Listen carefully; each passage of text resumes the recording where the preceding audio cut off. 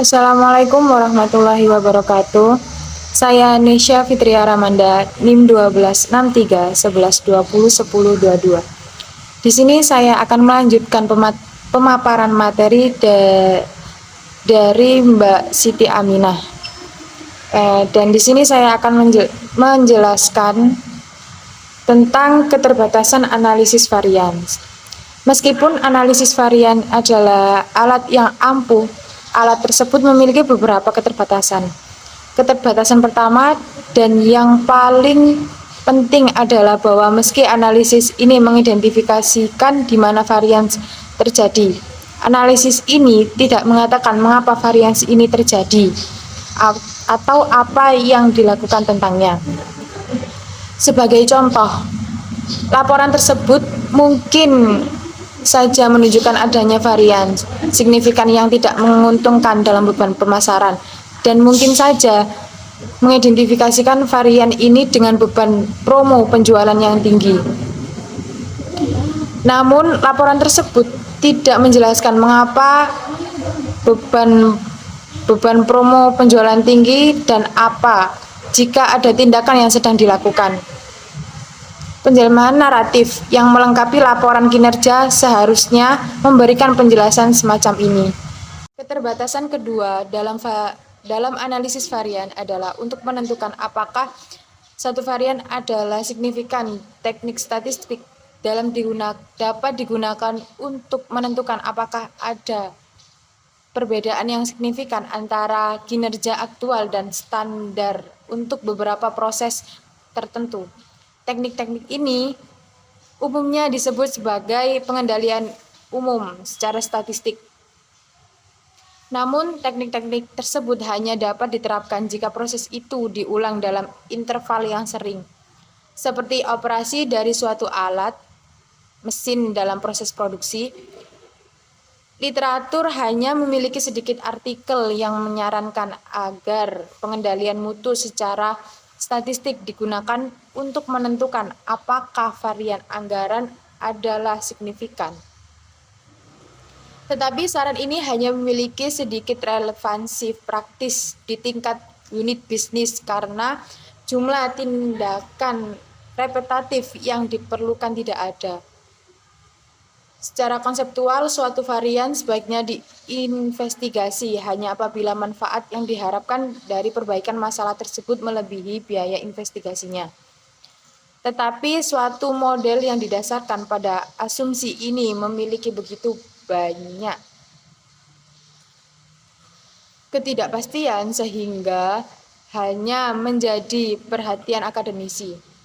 Oleh karena itu, manajer mengandalkan penilaian dalam memutuskan varian apa yang signifikan. Lebih lanjut lagi, jika suara varian adalah signifikan tetapi tidak dapat dikendalikan seperti inflasi yang tak terduga, maka tidak ada gunanya investigasi tersebut. Keterbatasan ketiga dari analisis varian adalah bahwa ketika laporan kinerja menjadi lebih teragregasi, varians yang paling meniadakan dapat menyesatkan pembacanya. Sebagai contoh, seorang manajer yang melihat kinerja biaya produksi unit bisnis mungkin memerhatikan bahwa biaya tersebut sesuai dengan anggaran. Namun, hal ini mungkin dihasilkan dari kinerja yang baik di suatu pabrik yang ditiadakan oleh kinerja yang buruk di pabrik lain. Secara serupa, ketika lini produk yang berbeda pada tahap pengembangan yang berbeda digabungkan, kombinasi ini mungkin menggambarkan hasil aktual dari setiap lini produk. Demikian pula, ketika varian menjadi semakin teragregasi, para manajer menjadi semakin bergantung pada penjelasan dan prediksi yang menyertainya. Bab yang selanjutnya ada sistem ukuran kinerja. Tujuan dari sistem ukuran kinerja adalah untuk mengimplementasikan strategi. Dalam menetapkan sistem semacam itu, manajemen senior memilih ukuran-ukuran yang paling mewakili strategi perusahaan. Ukuran-ukuran ini dapat dilihat sebagai faktor keberhasilan penting atau biasa disebut critical success factor, masa kini dan masa depan. Jika ukuran-ukuran ini membaik, berarti perusahaan telah mengimplementasikan strateginya. Keberhasilan strategi bergantung pada kekuatannya. Sistem ukuran kinerja hanya merupakan suatu mekanisme yang memperbaiki kemungkinan bahwa organisasi tersebut akan mengimplementasikan strateginya dengan berhasil. Nah, di dalam sistem ukuran kinerja tersebut terdapat yang pertama, keterbatasan sistem pengendalian keuangan. Kedua, pertimbangan umum. Ketiga, balance scorecard.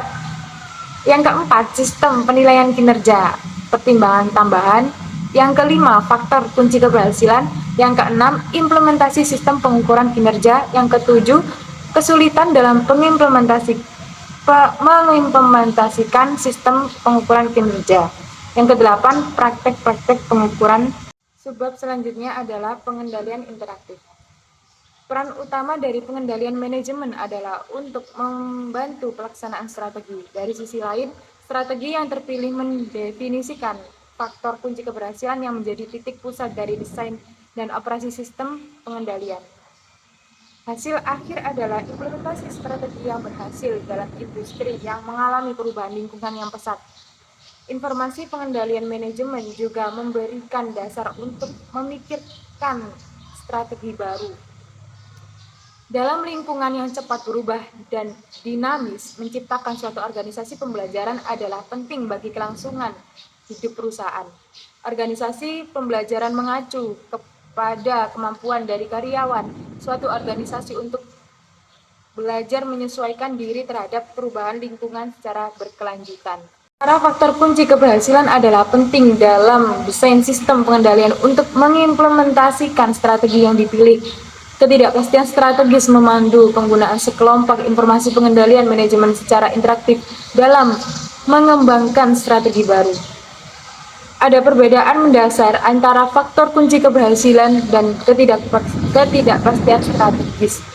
Faktor kunci keberhasilan diturunkan dari strategi yang dipilih, karena faktor tersebut mendukung implementasi strategi untuk produk dan pasar saat ini. Ketidakpastian strategi di pihak lain adalah dasar bagi manajemen perusahaan untuk mencari strategi baru, karena ketidakpastian strategi tersebut membantu dalam mengembangkan bisnis baru. Pengendalian interaktif mengingatkan manajemen terhadap ketidakpastian strategis, baik berupa masalah maupun peluang. Ini menjadi dasar bagi para manajer untuk menyesuaikan diri terhadap lingkungan yang berubah pesat dengan memikirkan strategi baru. Pengendalian interaktif memiliki karakteristik sebagai berikut. Yang pertama, sekelompok informasi pengendalian manajemen mengenai ketidakpastian strategis yang dihadapi oleh bisnis tersebut menjadi titik pusat. Kedua, eksekutif senior menerima informasi semacam itu dengan serius. Yang ketiga, manajer pada semua tingkatan organisasi tersebut memfokuskan perhatiannya pada informasi yang dihasilkan oleh sistem itu. Yang keempat, atasan, bawahan, dan rekan sekerja bertemu untuk menginterpretasikan dan membahas implikasi dari informasi untuk inisiatif strategi masa depan. 5. Rapat dilaksanakan dalam bentuk debat serta tantangan terhadap data dan asumsi yang mendasari serta tindakan yang sesuai. Ketidakpastian strategis berkaitan dengan pergeseran mendasar dan non-linear dalam lingkungan yang potensial menciptakan model bisnis baru. Perusahaan sebaiknya memantau diri kontinuitas teknologi berikut ini. Yang pertama, pertumbuhan internet dan e-commerce memiliki implikasi potensial bagi banyak perusahaan. Yang kedua, teknologi akan memiliki dampak-dampak. Subbab selanjutnya, penemuan penelitian atas insentif organisasional. Kunci untuk memotivasi orang untuk berperilaku dalam sikap yang memajukan tujuan organisasi terletak pada cara insentif organisasi yang menghubungkan dengan tujuan individu. Insentif dapat digolongkan menjadi insentif positif atau imbalan atau reward, merupakan hasil yang menambah kepuasan dari kebutuhan individu. Dan insentif negatif atau hukuman adalah hasil yang mengurangi kepuasan dari kebutuhan individu. Imbalan berupa insentif adalah daya tarik untuk memuaskan kebutuhan mereka yang setiap individu tidak dapat memperolehnya tanpa menjadi anggota organisasi tersebut. Hasil riset terhadap insentif cenderung mendukung hal-hal sebagai berikut. Individu cenderung lebih termotivasi oleh potensi imbalan yang diperoleh daripada oleh ketakutan hukuman, sehingga sistem pengendalian manajemen harus berorientasi terhadap imbalan pribadi bersifat relatif atau situasional. Kompensasi moneter adalah alat yang penting untuk memuaskan kebutuhan. Bab selanjutnya, karakteristik dan rencana kompensasi insentif. Paket kompensasi total untuk manajer terdiri dari 3 komponen, yaitu yang pertama gaji, kedua tunjangan atau pensiun kesehatan dan lainnya. Yang ketiga kompensasi insentif. Tiga komponen itu saling bergantung, tetapi yang ketiga berhubungan secara spesifik dengan fungsi pengendalian manajemen. Rencana kompensasi insentif dapat dibagi menjadi rencana insentif jangka pendek dan rencana insentif jangka panjang. Rencana insentif jangka pendek, yang pertama pendek atau short term incentive plans. Yang kedua, total kantong bonus, jumlah bonus yang dapat dibayarkan kepada kelompok karyawan yang mempunyai kualifikasi dalam tahun tertentu.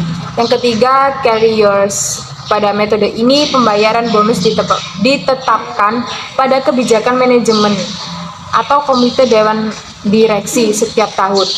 Yang keempat, kompensasi ditunda atau biasa disebut deferred compensation. Bonus dihitung secara tahunan, tetapi pembayarannya dibagi ke dalam beberapa tahun atau biasanya 5 tahun.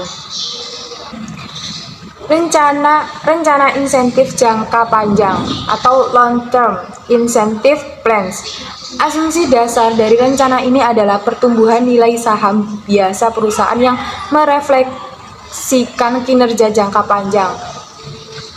Stock option atau pilihan saham. Opsi saham adalah hak untuk membeli sejumlah saham pada atau sesudah tanggal tertentu di kemudian hari. Selanjutnya, saham phantom atau phantom shares. Saham phantom memberikan sejumlah saham kepada para manajer, tetapi hanya untuk tujuan pembukaan. Selanjutnya, hak apresiasi saham. Stock appreciation right. Hak apresiasi saham adalah hak untuk menerima pembayaran tunai berdasarkan kenaikan nilai saham di saat diberi penghargaan sampai dengan tanggal di kemudian hari yang telah ditentukan. Dan selanjutnya, untuk kinerja atau performance unit, pada rencana kinerja unit, bonus tunai dibayarkan ketika target-target jangka panjang tertentu tercapai. Bab selanjutnya ada teori agensi. Teori agensi merupakan suatu hubungan kinerja sama di dalam organisasi atau perusahaan antara pemegang saham atau principal dengan agen perusahaan untuk memenuhi kontrak yang telah disepakati oleh keduanya, menurut Meckling tahun 1976. Perkembangan perusahaan saat ini perlu adanya pemisahan antara pemegang saham dengan pengelola perusahaan. Diharapkan dengan adanya kerjasama tersebut, para pengelola perusahaan harus berusaha mencapai tujuan perusahaan, baik dalam jangka pendek maupun jangka panjang untuk meningkatkan kekayaan pemilik. Sekian dari kelompok 9, itulah yang bisa kami sampaikan. Apabila ada salah, mohon maaf. Wassalamualaikum warahmatullahi wabarakatuh. Terima kasih.